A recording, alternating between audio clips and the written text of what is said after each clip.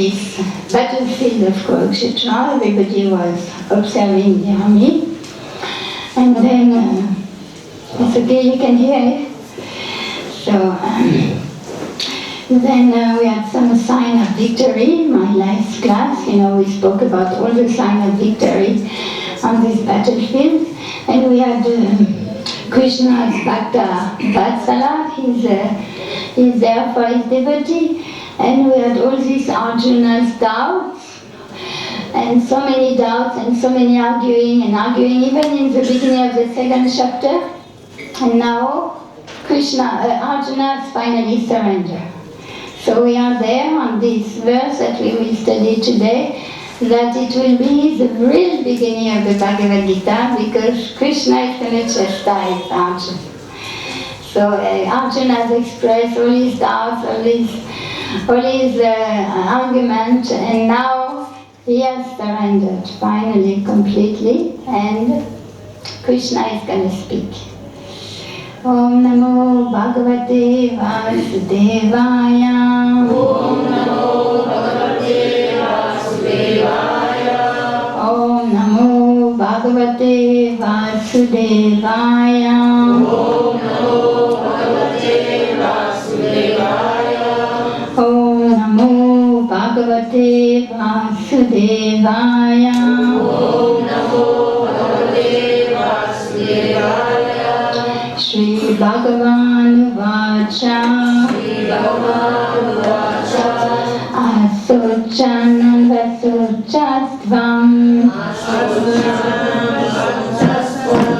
Pragyavadanscha Bhashate.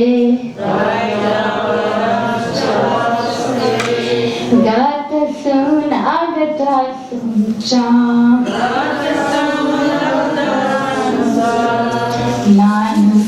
Chanti Panditaha.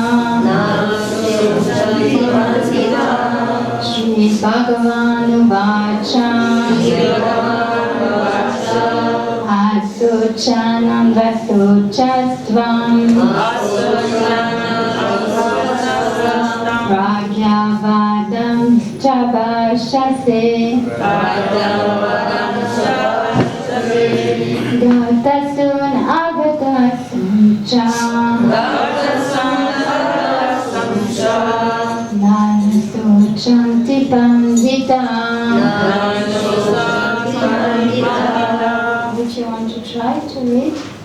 Sri Bhagavan Vacha. Sri Bhagavan Vacha. Asochanam Vasochastvam. Asochanam Vasochastvam. Gatasun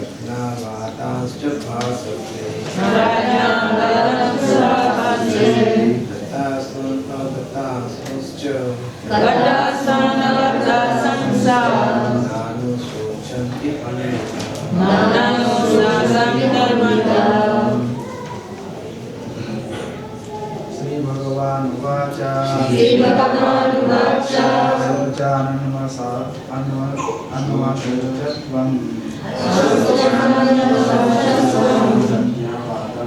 Asochanam Vasochastvam. Sri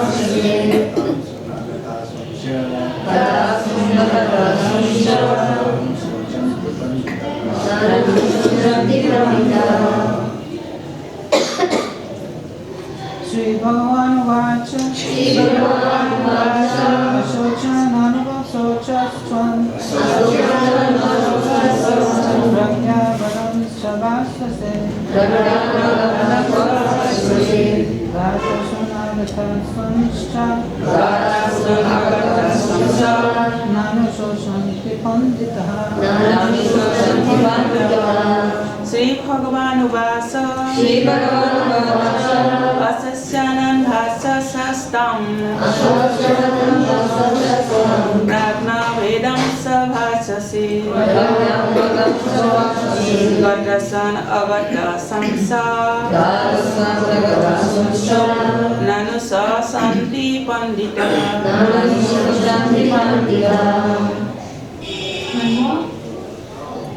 No? Okay. So we go word to word. Shri Bhagavan Vacha. Shri Bhagavan Vacha. Supreme Personality of Godhead said, The Supreme Personality of Godhead said, Asuchan, Asuchan, not worthy of lamentation. not worthy of lamentation. Anvasachaha, Anvasachaha, you are lamenting. you are lamented. You. Pragyavadam, learn talks. Learn talks. Cha, also. Vashase, speaking. Gata, lust. Asun, life. Agata, not past. Asun, life. Cha, also. Na, never. Anusuchanti, lament. Panditaha, the learned.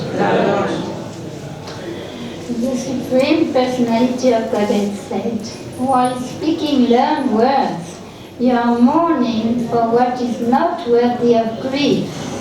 Those who are wise lament neither for the living nor for the dead. So you will repeat after me, please. The Supreme Personality of Godhead said, Supreme Personality of Godhead said, while speaking learned words, you are mourning for what is not worthy of grief. You are mourning for what is not worthy of grief. Those who are wise lament neither for the living nor for the dead. Okay, so we'll hear Srila Prabhupada's purport.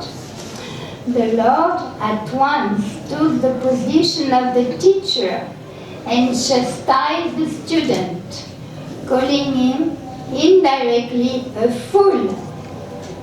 The Lord said, you are talking like a learned man, but you do not know that one who is learned, one who knows what is body and what is soul, does not lament for any stage of the body, neither in the living nor in the dead condition.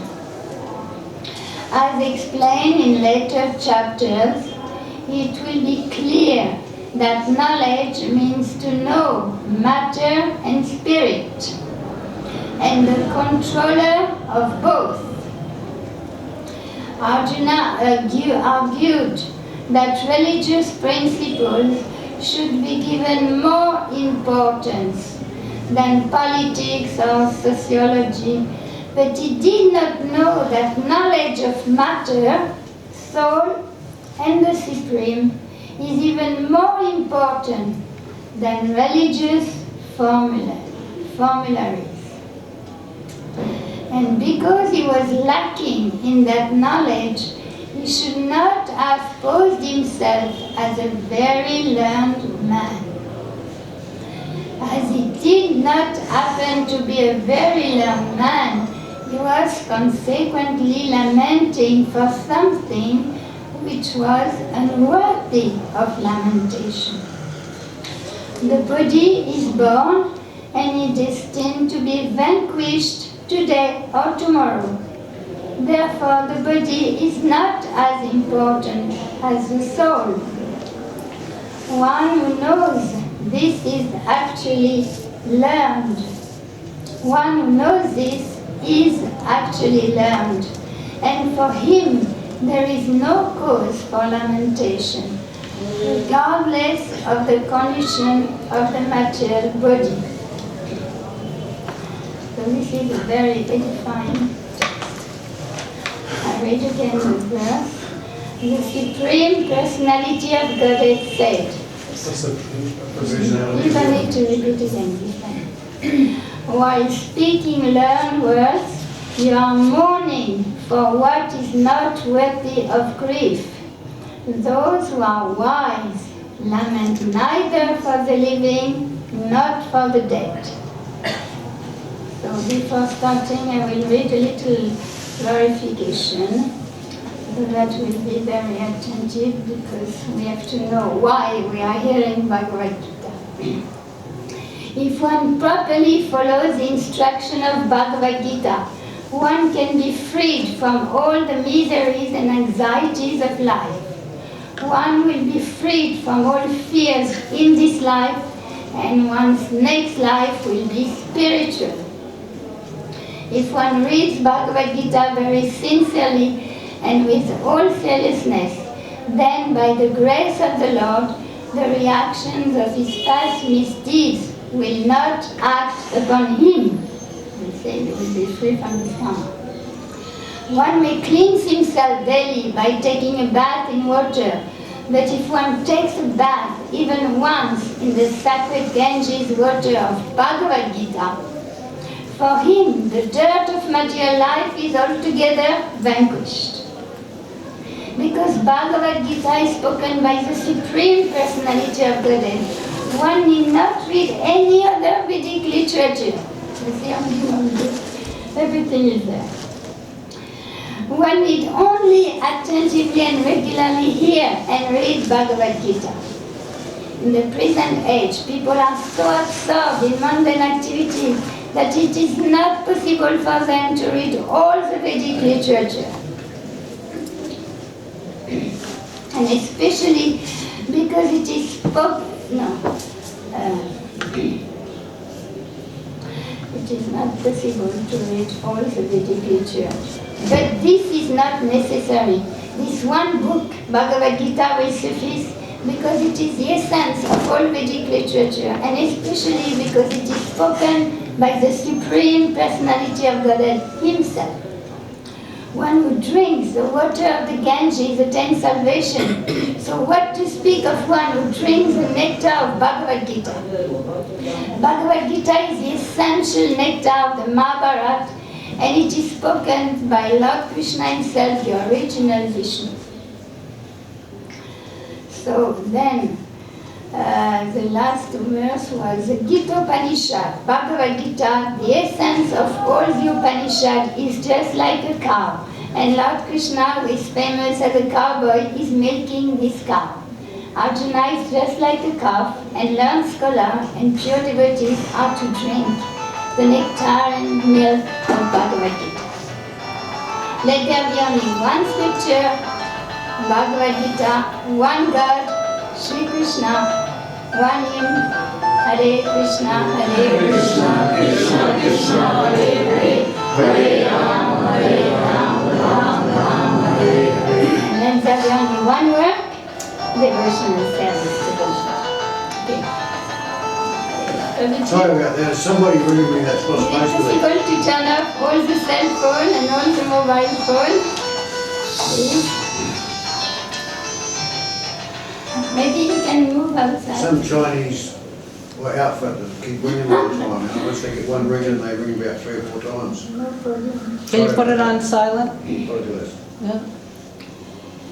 So here it is really edifying, this verse, because after all these arguments, we have heard so many arguments put forward by Krishna, by Arjuna, that he should not try, that he should not even try to fight his parents, relative, teacher, all his family.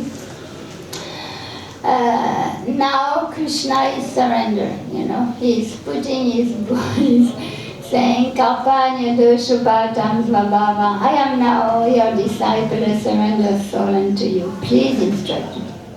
So now he's taking the humble position of a student, of a disciple. And unless we take this position, the spiritual master cannot instruct us. We can only be instructed when we become humble and surrender. If we think we know, then we don't need a spiritual master. It's only when we realize that actually I don't know anything and I need some help because I'm not going to make it by myself.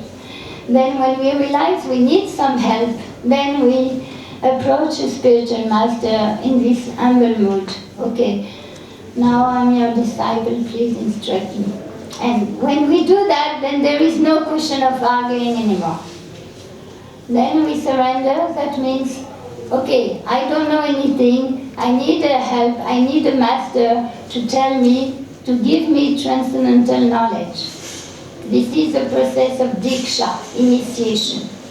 At that time, we surrender. That means, okay, my intelligence, my ego, my desire, all this I have to put aside, and now I have to just simply hear submissively. And there is this famous verse of Bhagavad Gita, Tad Vidi Pranipatina. This verse is explaining how the process to approach a spiritual master, not only we surrender, but we offer service, and we put forward good questions. Good question and service is a good combination. Then the spiritual master is happy and he can instruct you and give you transcendental knowledge. So Arjuna, of course, is Nitya Siddha, is eternal associate of the Lord, and Krishna has covered his knowledge so that he can speak this Bhagavad Gita. It's for our benefit. Krishna is taking the humble position of a conditioned soul just for us to understand all this wonderful teaching of Bhagavad Gita, and so that we also can benefit and follow in the footsteps of Arjuna by surrendering to a spiritual master and following his instruction submissively, humbly, and with love and devotion. So here, Krishna starts by chastising. And this is the meaning of Guru. Actually, Guru means heavy. And Guru means he's going to chastise. He's going to chastise the disciples. So we don't like that. Nobody wants to be chastised. And today it is the disappearance of Yamuna Mataji, and I really appreciate when the Mahatma read Devi Shakti's letter, because she was saying, you taught us, Yamuna, how to take chastisement, because it's so difficult to take chastisement. And Yamuna, she was so graceful. She could accept everything from Prabhupada, whether glorification or chastisement or whatever. She loved Prabhupada so much that whatever came from Prabhupada, she worshipped, cherished, and followed strictly each and every instruction. That's why she became so dear to Prabhupada, so close to Prabhupada, and that's why she got so much mercy from Prabhupada, because she was surrendered, because she was eager for transcendental knowledge. And when Prabhupada would chastise or would, she loved to come early in the morning to hear Prabhupada, to chant near Prabhupada, to be near Prabhupada. But Prabhupada said, no, this is not proper, you don't come anymore. And that's a breaking heart instruction. Just like now, Lord Chaitanya telling Nityananda, you don't come anymore to Jagannath Puri. How can we do that? We want to be always with the Guru. But because she surrendered, then Prabhupada was always with her. She got the press, she got Prabhupada such intimate relationship. She never forgot. She never forgot Prabhupada at any time. So this is a real blessing, is surrendering, is submissiveness and accepting chastisement. And if we do that, we receive the mercy of the spiritual master. Then he gives us transcendental knowledge, and he gives us the strength to follow his instruction. Because sometimes we think, oh, it's not possible, I can't do. But the spiritual master, if we are surrendered, he empowers the disciple to follow his instructions. And her whole life was like this. She made this cooking book, big book, full of so many recipes. How could she gather all these recipes from all over India, and each one better than the other, and all the big scholar in cooking, when they would test Yamuna's cooking, that was not from this world. So this book was such a great success because it's cooking from another world. It's transcendental cooking. And she was empowered by Guru because she was submissive and surrender. And because when Prabhupada would chastise, she would immediately surrender. Like she's recalling, when she came to the marriage, she was helping for the cooking for the sister's marriage. And she would ask Prabhupada, can I go and take a cigarette? And Prabhupada, go and wash your hands. And then Prabhupada, can I take a cup of water? Go and wash your hands. And so many times she recalled she would have just to obey Prabhupada nothing, because she was coming from she was not a devotee yet. It was in 67 or something, very early. She was not yet a devotee, but she was so submissive. She dropped everything, all her bad habits, she dropped everything for Prabhupada's pleasure. So submissive. And she learned with Prabhupada how to cook, how to chant, bhajan. Prabhupada taught her personally the harmonium, how to play the harmonium, how to sing for Krishna, devotion. And because she was submissive, surrender, because she would take chastisement without being angry, without leaving the room, without being disturbed, she would worship Prabhupada so much that she could take everything and surrender and progress. So we progress by submission, by following strictly the order of the spiritual master.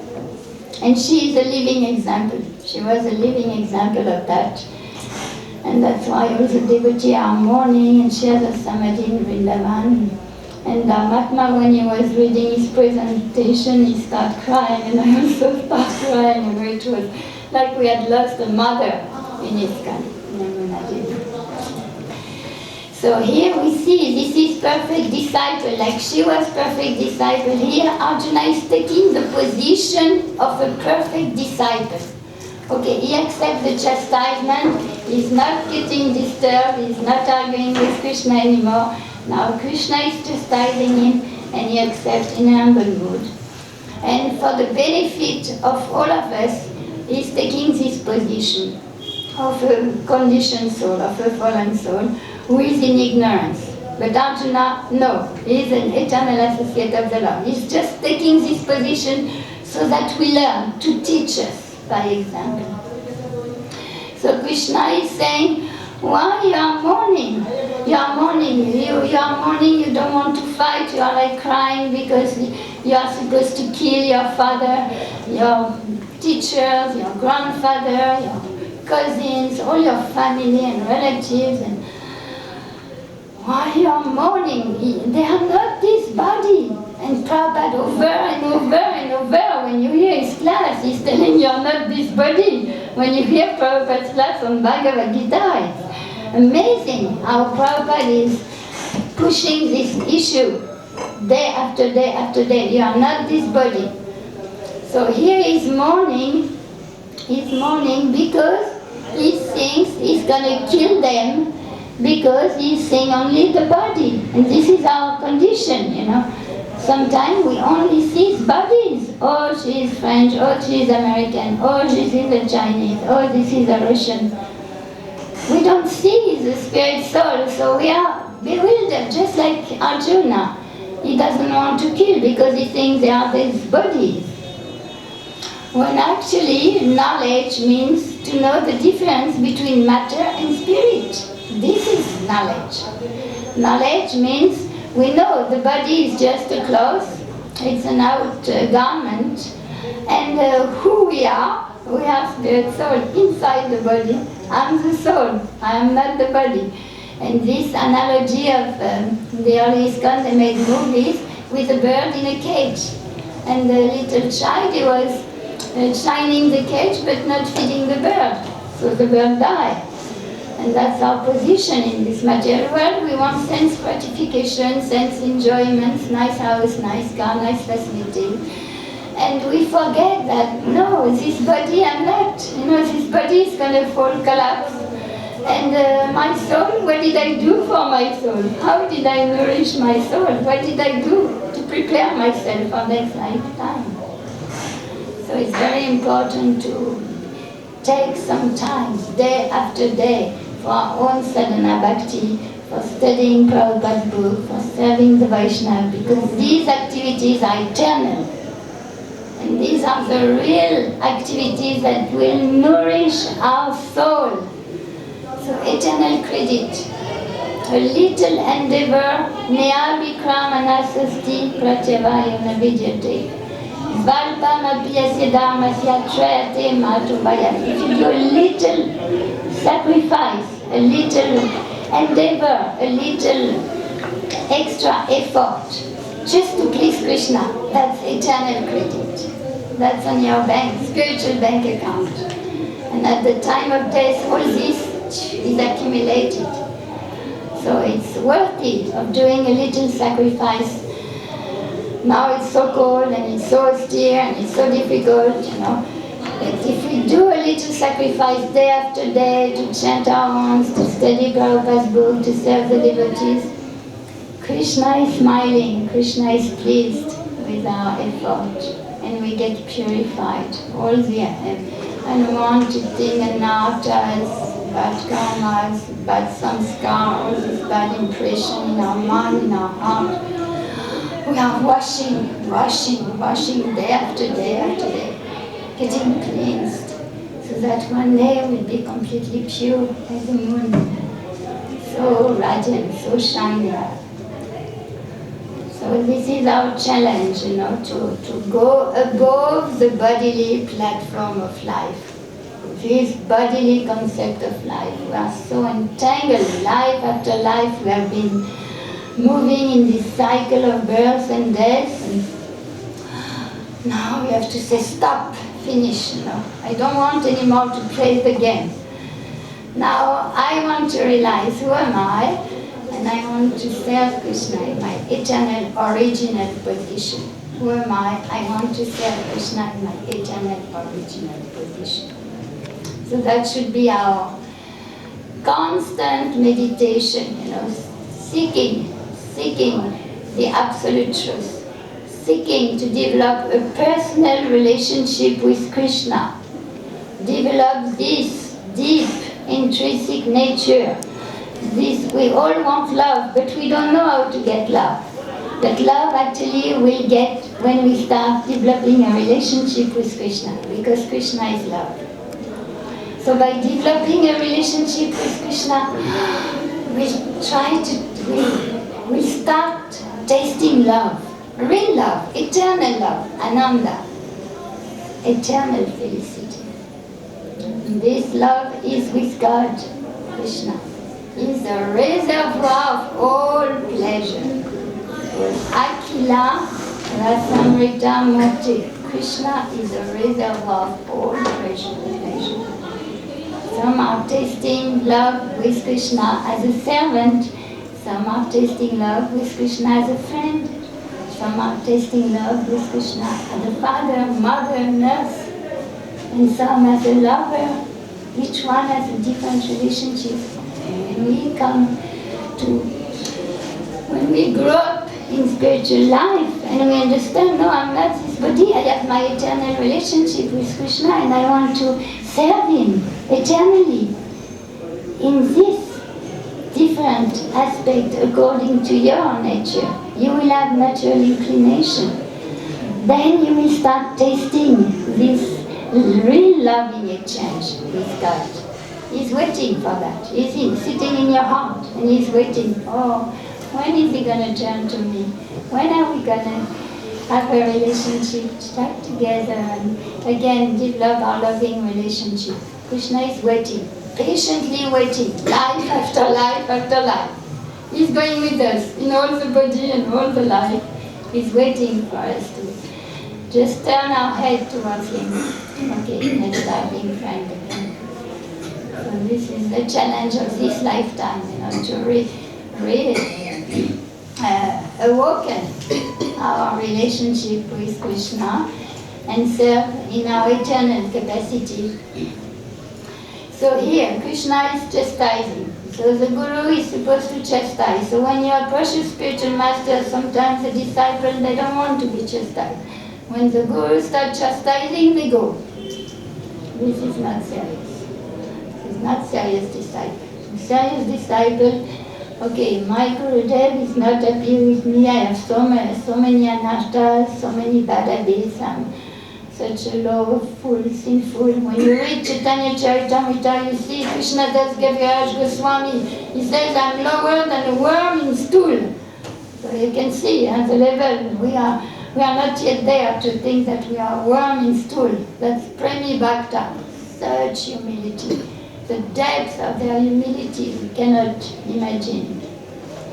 But at least we can realize that I'm not going to make it by myself. I am so attached to sense gratification. I'm so attached to please my sons, my family, my nation.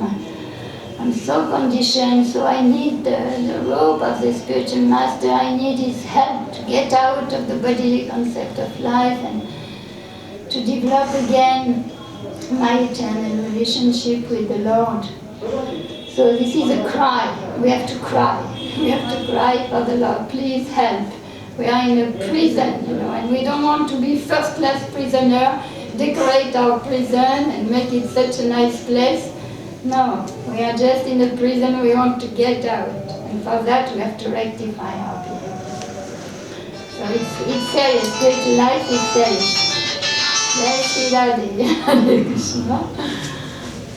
And so, Prabhupada is insisting here, that Arjuna is attached to religious principle, but actually your religious principle most of the time is ritualistic. We do things, we go into our routine and do our religious duties, but often we lack the real Krishna consciousness. And in this chapter, we will go through different stages, and at the end of this chapter, Stita Pragya, that means fight, become Krishna conscious. Become Krishna conscious. So that at the end of this chapter, you will really have the essence of this Bhagavad Gita, that okay, at the beginning Krishna says you fight, you will get enjoyment, you will go to heavenly planets, you will be free from karma, you do your duty, all kind of argument Krishna is giving. But at the end of this chapter, Krishna is saying, you fight, be Krishna conscious. You fight, I am there, you think of me, you fix your mind on me, we are together, and you do this for my pleasure. Just to please Krishna's senses, just to please the Lord, just to fulfill his desire. We are doing it just for Krishna, not for our own material desire. So that is the message of Bhagavad Gita, to do our duty in full Krishna consciousness, just for Krishna's pleasure. Very interesting. So Arjuna argued this religious principle, and Prabhupada here is insisting that he was lacking in that transcendental knowledge. So this transcendental knowledge, all over the Bhagavad Gita we will learn that, what is transcendental knowledge. And all the divine qualities and demoniac qualities we will learn. The saintly person, we will learn transcendental knowledge. So this is what Krishna is going to impart to Arjuna. And it starts with chastising, but then he will teach, The soul never dies, the soul is eternal, imperishable, original, The soul is a part and parcel of Krishna. So why do you lament? Why are you in such a state? Just do your duty. I'm here. Everything is organized. Just be an instrument in my hands. And Prabhupada asks us to be instrument in his hand. We may not be qualified, but just by repeating the word of the spiritual master and following in his instruction, we become instrument in his hands. And he's doing. We go on book distribution, we are so great, we think we distribute so many books. Actually, the books are distributed by the Parampara. Lord Chaitanya gave the order. You go in every town and village, and my name will be heard. Lord Chaitanya is giving us the order.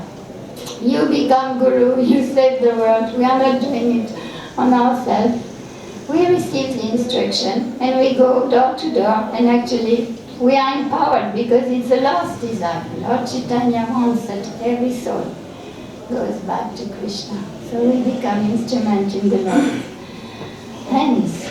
And the spiritual master is the one who knows the mind of the Lord, and thus by serving him, we please the Lord naturally. So very interesting. So I want to also go over this little, so those who knows me, they know that when I'm reading, I stop and I ask questions. And those who can answer, they raise their hand, and they give their name, and then I go to the deities and I pray for them, special blessings, so that they go back to the spiritual world, so that they develop love of God. Does anyone, you can lend me your pen?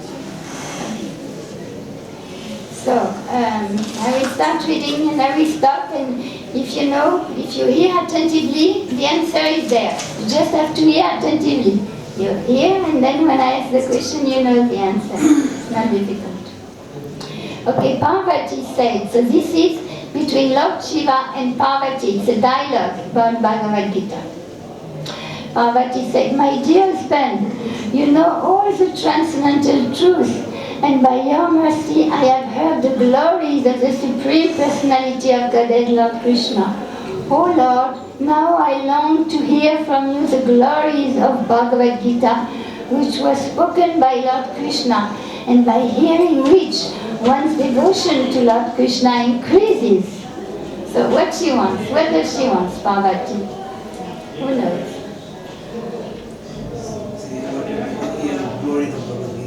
Yes, she wants to hear the glory for Narendra Krishna. Huh? Narendra Krishna. Okay, she wants to hear the glories of Bhagavad Gita, because by hearing Bhagavad Gita, what do we get? Love of God, devotion to Krishna. What is your good name? Krishna Prema. My name is Girish. We get Krishna Prema. Okay, we get love of God, we develop love for Krishna, we get devotion. We get devotion. By hearing these texts, we develop our devotion for the Lord. Lord Shiva replied, that person whose body is the color of a dark rain cloud, whose carrier is the king of birth, Garuda, and who is lying on Ananta Shesha, the 1,000-headed serpent, that Lord Vishnu, whose glories have no limit, I am always worshipping. So who is she worshipping? Parvati. Oh, even Lord Shiva, what he's saying. Who is he worshipping? Okay, here, one person raised their hand. Okay, what is your good name? Kala. Kala. Okay, who is Lord Shiva? Who is worshipping? Shamsu. But here, in what I said, what I have read, did you hear carefully what he was describing? I read again, listen carefully. Lord Shiva replied, that person whose body is the color of a dark rain cloud, whose carrier is a king of bird, Garuda, and who is lying on Ananta Shesha, the 1,000-headed serpent, that Lord Vishnu, whose glories have no limit, I am always worshipping. Narayan. Okay, Narayan and something else? Yes? Vishnu. Yeah, what is your name? Malini. Malini. Malini. Okay, here in this description is Lord Vishnu, under Ananta Shesha. But also, okay, we can consider, because Krishna is the origin of Narayan, Vishnu, and everybody. My dear Parvati, once after Lord Vishnu had killed the demon Mura, he was resting peacefully on Ananta Shesha when the bestower of all good fortune of the universe, Sri Lakshmi, respectfully inquired from him. She said, Bhagavan, you are the controller and maintainer of the whole universe, but yet you are sleeping unhappily on this ocean of milk. What is the reason? So, here, who can say something about what I have read? You raise your hand if you can share something. Yes. He had just killed the Mura demon. Louder. He had just killed the Mura demon. He had just killed the Mura demon, Shyamala. Something else? What was it about there? What is she asking? Lakshmi Devi. Louder.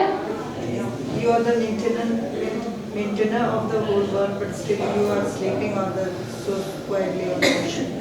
Yes, Kaushalya. And what else? What else she said? Yes? He's unhappy he's sleeping.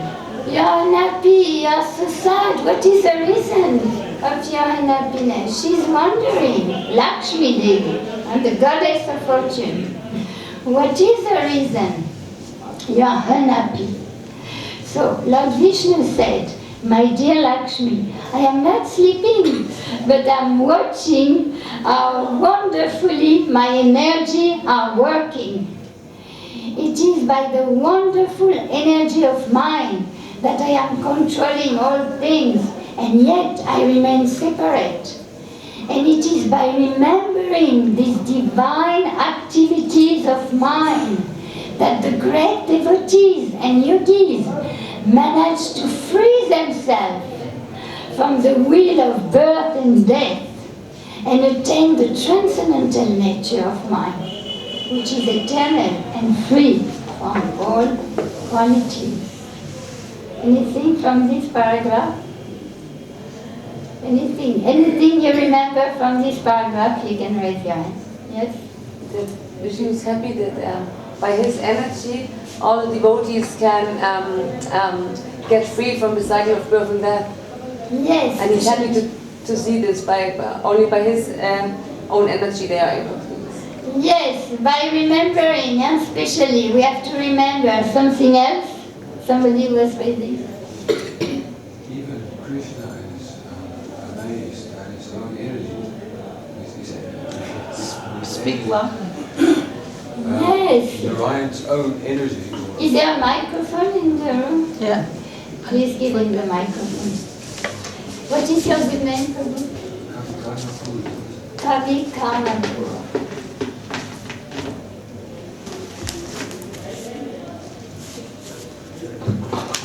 It was just interesting that Vishnu is amazed at his own energy.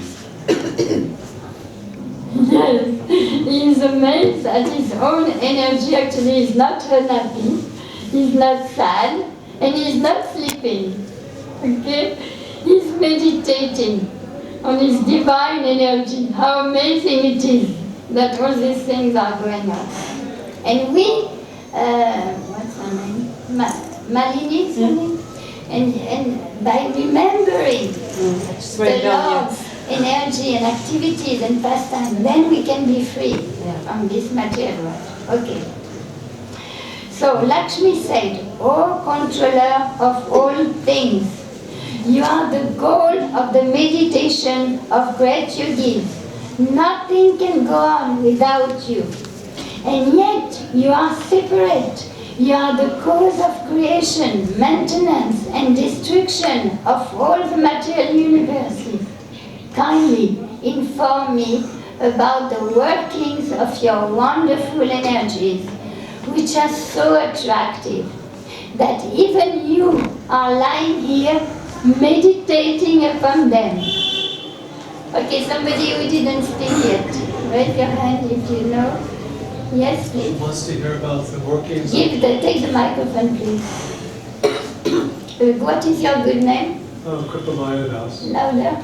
Kripamaya Das. Kripamaya Das. And she wants to hear about the wonderful workings of Krishna's energies. Yes, Lakshmi, kindly inform me. She wants to hear. She wants to hear. So this Bhagavad Gita will be all about how the energies of the Lord are working and all these wonderful activities. Lord Vishnu said, my dear Lakshmi, the working of my multifold energies and how to become free from the bonds of birth and death and attain my eternal nature can only be understood by one of pure intelligence was an inclination to render service. And to me, this transcendental knowledge is fully explained in the Bhagavad Gita. Okay. Oh, Anupam, you want to say something? No? No? Yes? What is your name? Radha Bhakti. Radha Bhakti. Bhakti. Bhakti. Radha Bhakti. He says that this can only be understood by somebody who has. You want to pass the microphone? Yes, please, that's nice. Thank you, Mataji. Hare Krishna. He says that this can only be understood by somebody with pure intelligence and with an inclination to serve. Perfect. Pure intelligence and inclination for service, devotional service. Then you can understand. You can understand. Krishna only reveals himself to his pure devotees. That means to devotees who have pure intention, pure heart. That means they only want to please the Lord. They have no personal motive. They want to please Krishna. So by their devotional attitude, Krishna is conquered. He reveals himself. And then you understand everything. So very good point. Okay? So we go fast for the last.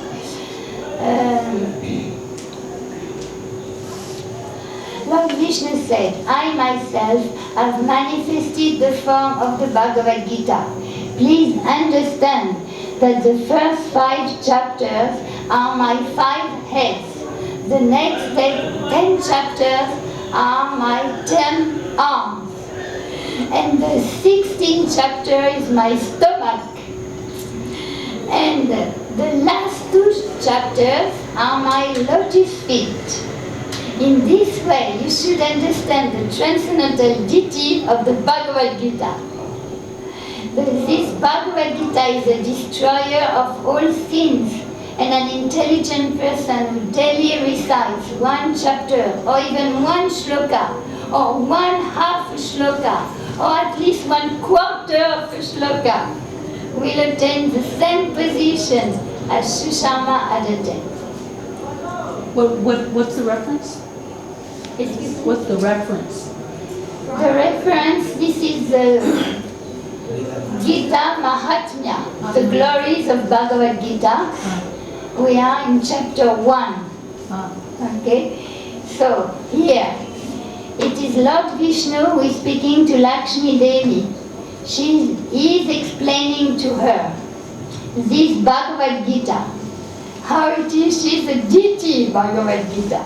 She is a deity. You see, he says, this deity, the first 5 chapter, 5 heads. Then, the next 10 chapter, 10 arms. Then, the 16th chapter is stomach. Then, the 2 last chapter is lotus feet. Very good. So, Mataji, what is your name? Tiani. Tioni. Tiani.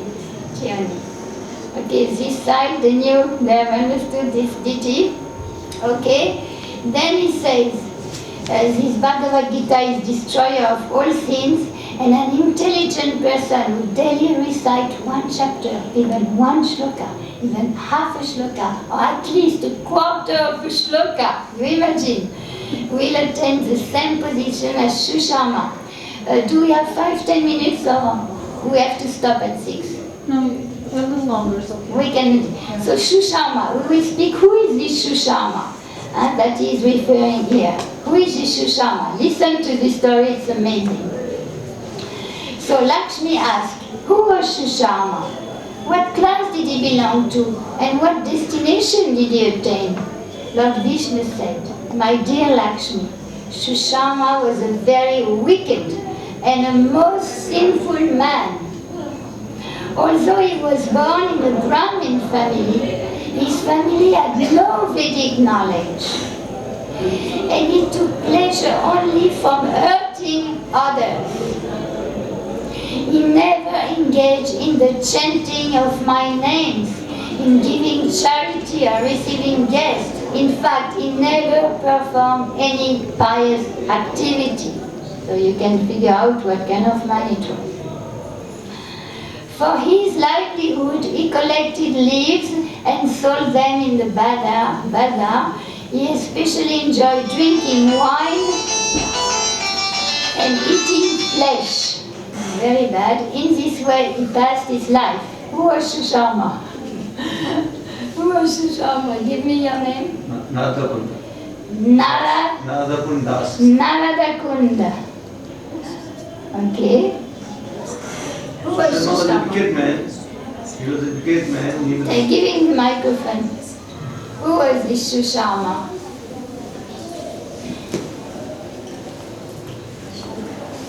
So Sharma was a wicked man. He would Turn it on. 2 clicks. Hare Krishna. So Sharma was a wicked man. He would eat flesh. He would do all the bad activities. He would love to hurt others, and he was happy to be hurting others, and all the bad things you could think of, he would do. He was so wicked. Most sinful. Okay, no good pious activity. So listen to that. One day, that foolish Shushama went to the garden of a sage to collect leaves when a snake came and bit him. And he died. After his death, he was cast into many hells, where he suffered for a long time. Then he attained the body of a bull. The bull was purchased by a crippled man who engaged him in his service. For about 7 or 8 years, he was carrying extremely heavy loads. One day, the crippled man piled a very heavy load on the back of his bull. He was forcing the bull along quickly when suddenly the bull fell down, fell over, and became unconscious. Many persons gathered there to see what was happening. Feeling sorry for the bull, a pious man bestowed upon the bull the result of some of his pious activities.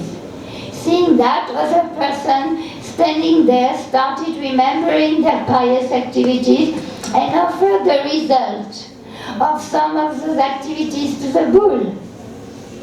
In the crowd there was also a prostitute who did not know if she had ever performed any pious activities.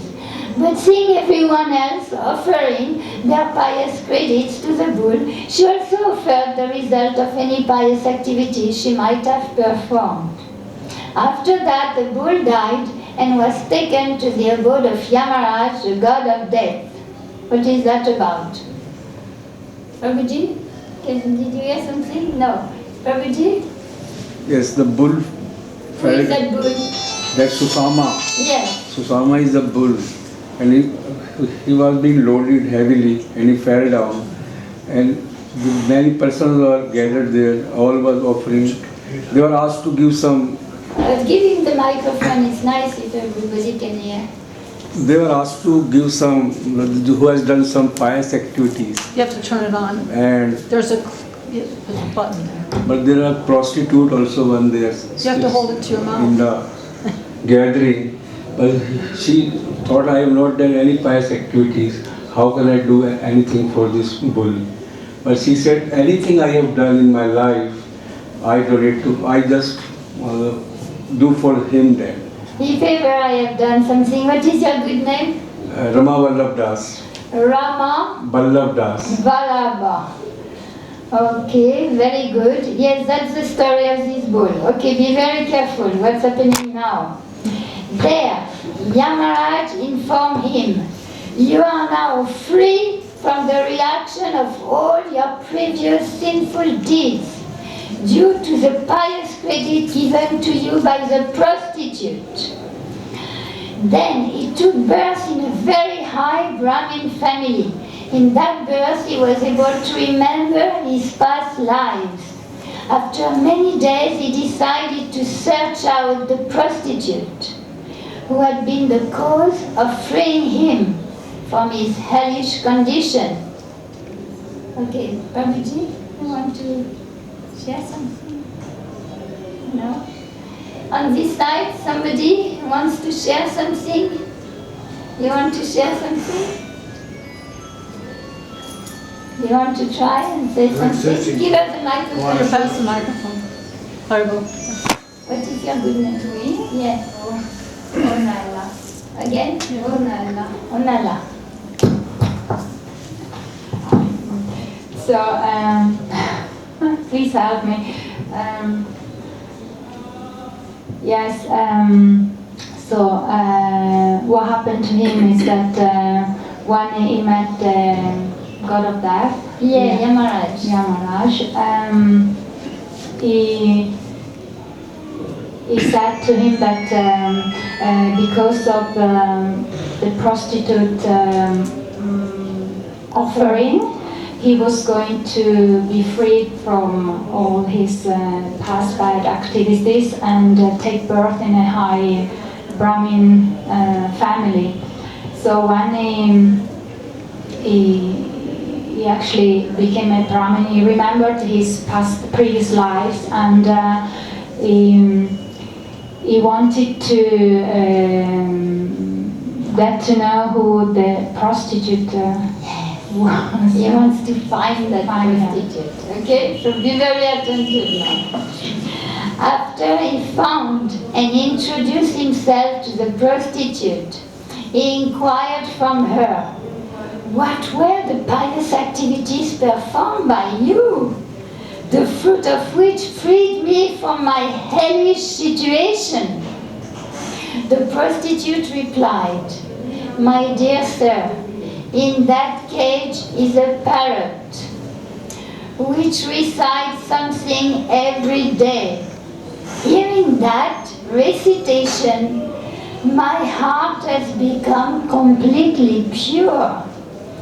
The result of hearing that recitation I had given to you." Thereafter, they both inquired from the parrot about this recitation.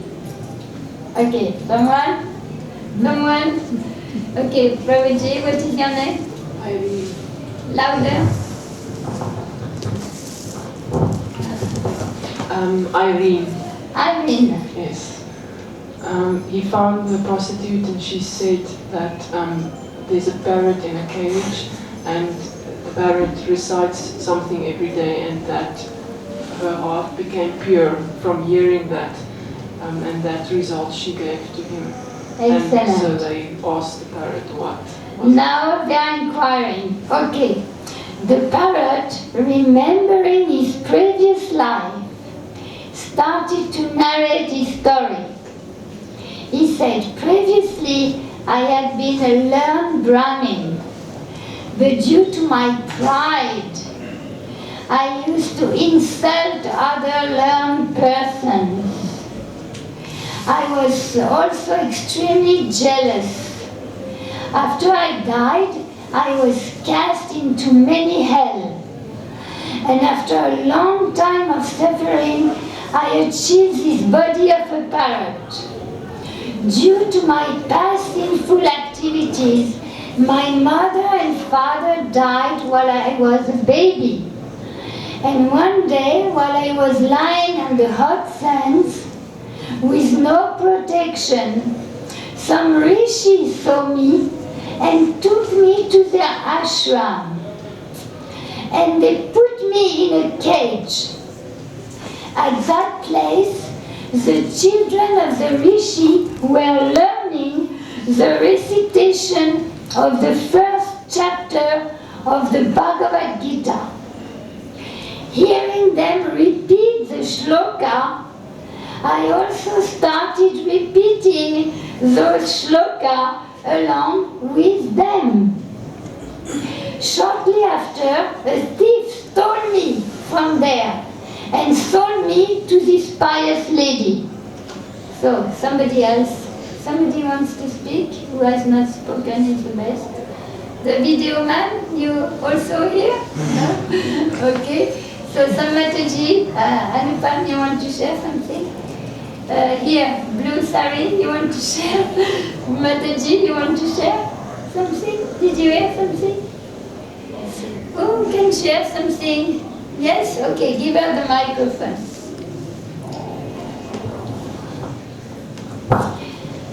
You speak right inside the microphone. My name's Anita. Anita. So the parrot was put in a cage and he was in an ashram, Rishi's ashram, where the first chapter of the Bhagavad Gita was being recited. What was happening in this ashram? The Rishi, the children at the Rishi Kul were chanting the first chapter's shlokas. Yes, they were learning. All the children, they repeat and repeat, they learn. So the parrot to catch them. Very good. Okay, listen carefully now. So he was sold, He was sold to this pious lady. Lord Vishnu continued by reciting this first chapter, only the first one, imagine. By reciting the first chapter of the Bhagavad Gita, the parrot became completely pure. And by hearing the recitation, the prostitute also became completely pure. And by receiving some of the pious result of hearing the recitation, Shushama also became completely pure. So, after discussing for some time the glories of the first chapter of the Bhagavad Gita, Shushama returned to his home, and the three of them individually engaged in reciting the first chapter of the Bhagavad Gita and quickly attained the supreme destination, Vaikuntha. Vaikuntha means eternal Dham, knowing light. Anyone who recites, hears, or studies the first chapter of the Bhagavad Gita, imagine, only the first one, will very easily cross over the ocean of material miseries and attain the service of the lotus feet of Krishna. Someone wants to speak? Yes. You only have to chant. What is your name? Tiani. Tiani. You've only got to chant the first chapter. Take the microphone, please. You only have to chant the first chapter of the Bhagavad Gita to get to Vaikuntha, to leave that, to be purified, yeah. And you can quickly attain the supreme destination, imagine. So that's why Mataji is insisting on this Bhagavad Gita day after day after day after day. Because by hearing this Bhagavad Gita, by reciting, by learning, by studying, we go to the supreme destination. So important book. Everything is in this Bhagavad Gita. In this book, all the Vedic literature are there. So precious book. So it's all your credit that you all sit here to listen. And one French Baron de Coubertin, who organized the first Olympic Games, he said the essential is to participate. It's not about winning anything in the Olympic Games. It's to participate. That's the winner, the one who participates. So all those who participate in hearing, chanting, studying, reciting this Bhagavad Gita, they'll get to the ultimate destination, Vaikuntha. So all glories to Bhagavad Gita, all glories to Srila Prabhupada.